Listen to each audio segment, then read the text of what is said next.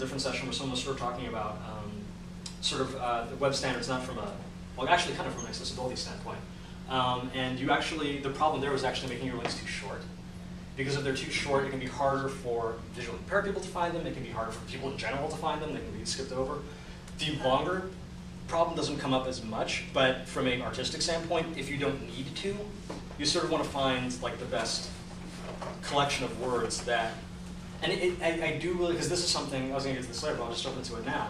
So one of the things I sort of envision happening, possibly this catches on as a thing, artful use of links, is you would have a hyperlink editor. So I used to write for this magazine called Big Questions Online, and my job, the sort of self-appointed job, because I was the web editor, was to take essays that came in and sort of find opportunities for links. And not in a, oh, let's make the whole thing blue kind of way, but in a, oh, here's a place where someone might not know exactly what that is, and it might be helpful to link to an article about it, or here they're referencing something that doesn't really get talked about in the article, but really I think can help complement the article, with something here, in that sort of sense. And again, that kind of thing I think comes down to a sort of user experience, interaction design kind of approach, where you start thinking in terms of that. And it is a bit of an art form. It is a bit of, just sometimes when you're writing something, you can use a phrase and it just feels right. So in the same sense, you can highlight some words and like that set of words for some reason feels right as opposed to this set of words. And then also there's just some very practical look. This is describing the thing, so we should link to the thing. And so the other point I was going to get to about the difference between those two sentences is the first one where you're saying this recent article, and a recent op-ed for the New York Times is so much better for SEO.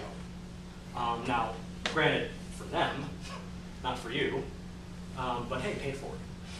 But that's sort of another advantage. So would you like recent article from New York Times, or would you do article from New York Times? That's exactly, that's the thing. It's you sort of that's where the art comes in. You sort yeah. of play with that and see what looks right. Because I think article from New York Times right. feels right for me. Exactly, yeah. And it's gonna be subjective too. There's gonna be a certain degree of you'll do it that way and you'll do it that way. But okay.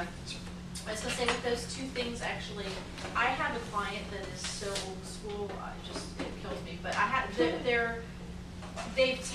have popular blog posts and they'll copy them and use them 8 months later in a print newsletter that goes out to like 1,500 reps or whatever. And the click here shows up because they forget to edit it out. That kills me. Yeah. But you're saying recent also. And if they say, oh, here's a recent post, oh, yeah. by the time you're talking about it 6 months later or searching on the internet and finding it 6 months later, it's not accurate information. So that's how I think about things. That it kind of disrupts because I'm like, oh, what are they, stupid? This isn't recent. This is 8 months old. Maybe to some people it's recent. But I kind of look at those two very things right there and look at it like, if I had to put this in print, what would it look like and how would it be perceived in print 6 months later? Well, it's interesting because you're looking at sort of the opposite problem. Yeah. So this sort of. Well, no, that's kind of, but that's what I use online to right. kind of proof my stuff. Like if right. I had to go old school with it, right. how would it look? Right. And how would it look later? Right, and that sort of keys into a very interesting problem you deal with that you don't deal with in print, which is the notion of, okay, well, let me come back to that because I sort of want to get into this concept of how what you're writing plays into everything else on the web in a way that isn't going to play in print.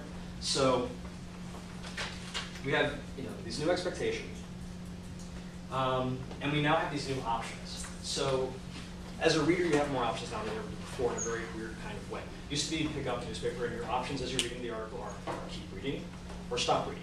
That's about it. Now you open up blog posts and your options are keep reading, stop reading, or this new weird option which is basically explore. You can click on a link that someone's put in there and find something else. And if you're satisfied with that, come back to me. Or maybe when you find something else, you find something else that you like, and you go off this path, and then another and another and another.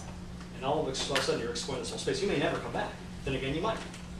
Now granted, if you leave and never come back, that looks a lot like stop. But it's still kind of a different thing.